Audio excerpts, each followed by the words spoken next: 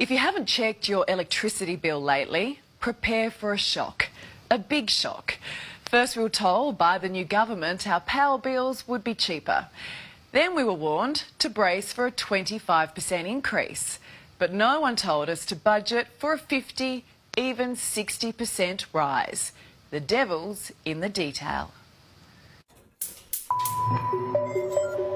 On average, we're expecting a rise of between 20 to 25%. That's what we've been told. It turned out to be more like 38%. But that's not what many are seeing. We'd gone from 19 cents a kilowatt hour to 38 cents a kilowatt hour, so it went 100% increase.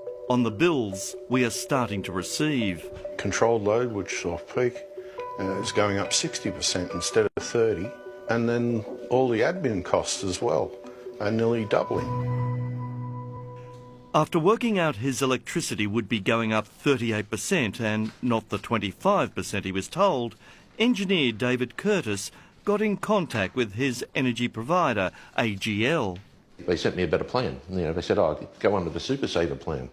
You'll save money. And I punched the numbers into that and it worked out at 51% increase. He doesn't trust his provider anymore. It's doubled its profits. And I think they're really taking the piss. Oh, pardon me. My power bill's going to be over $1,000. That's crazy.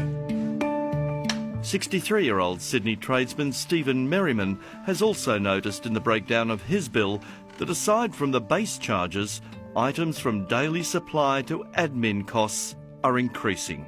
Well, if they're just putting the power prices up, it wouldn't be a big problem. But they're putting everything up. And he regrets the day he got solar panels, claiming he's not making anything from those. We had to take a $10,000 loan out and pay that back over 5 years or so. It's something that I've paid for big time. And now they're just taking my power and not giving me anything for it. We sit on the TV all the time, expect increases of 40, 50, 60%, but when we got 100%, we were a bit concerned about that. On the Gold Coast, 74-year-old retiree Richard Hommins is praying for a mild winter and summer.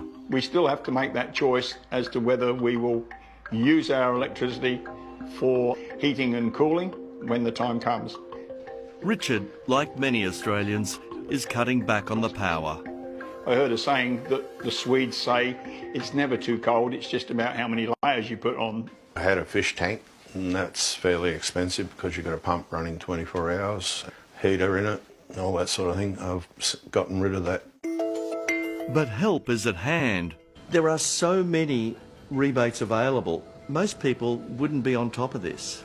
It's true, it is hard to keep on top of all the rebates and concessions that are available to you, but the best thing you can do is either visit your state government website or just contact your energy retailer. They're meant to help you out with this. Look at your power bill. It is a little complicated. So the advice is to use comparison sites like Finder. So you can compare things like usage rates, supply charges, and see how much lower you can get to the benchmark price. And their energy specialist, Mariam Gabaji, says the next thing you should do is check those rebates from state, territory and federal governments. You've got concession card holders, those on family tax benefits, senior card holders that can be eligible for rebates and concessions. We're going to have increases of about 50%. A third cost-saving option is to do what Cameron and Belinda have done in Melbourne. We just want someone with some fresh eyes to actually come into the home and then tell us what we can do better. It's a heat pump dryer rather than something that... They got a professional energy assessor in, David Yule. This family could be saving $400 or $500 a year. To help them work out how much they can cut back in their household. Every 1 degree difference in temperature from the outdoor temperature to your thermostat can increase energy consumption by 10%. Fridges are one of the worst offending white goods in terms of energy consumption. Instead of having the freezer at minus 22, you can have it at minus 15, 14. That's something David's done, but he's still being frozen out. Albo's my local member, and he's patting himself on the back saying, hey, what a great job we've done. But, I'm looking at between 38 and 50% increase in power. I think Albo's having a bit of a lend. I wrote him a letter, and You know, that was weeks and weeks and weeks ago, and I've heard absolutely nothing back. Yes, times are tough, except of course if you're an energy provider. There are about 20 in the country, and most are making a good dollar.